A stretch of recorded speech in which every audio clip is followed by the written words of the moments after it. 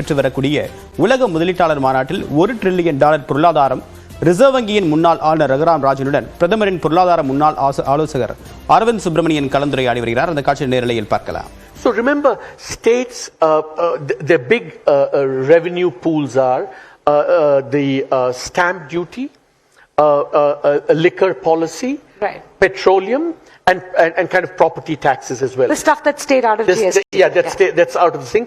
And here, I think the government is actually, in fact, one of the things I'm advising the state government on is how to augment revenue in relation to stamp duties and property taxes, and also improving administration of the GST. Now, I think one has to be a bit realistic. My sense is that if this is improved sustainably, I think the state would get about 1% point of GSDP, which is not small. If you take Tamil Nadu, for example, that would be something like, I think, 30,000 or 40,000 crores. And that's a huge amount. Yeah. And so those are the things which they're actively considering, which in the long run could help state finances as well. One other source is devolution within the state.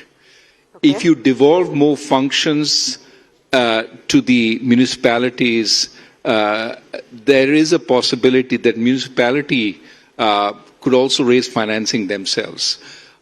One thing that India does very little of as a country is local body financing. Sure.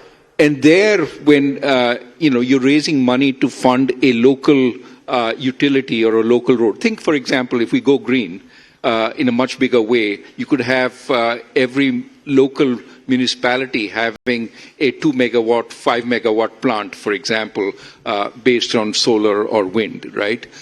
That could be financed by,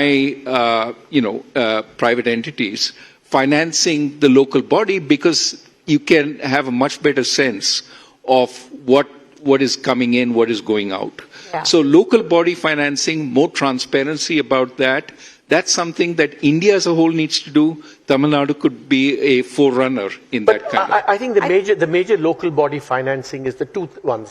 One is user fees, and the other is property taxes. Property taxes are done by urban local bodies, strictly speaking. And there, I think there's scope for increasing that even in Tamil Nadu by about 0.5 percentage point or so. They could do that, and that would contribute to the overall thing. But I think I would be really careful. Raghu, this is one of the lessons I've learned studying Indian economic history is, I think we overdo this decentralization stuff. We haven't done it yet. No, because the closer the government is to the people, the more reluctant they are to tax.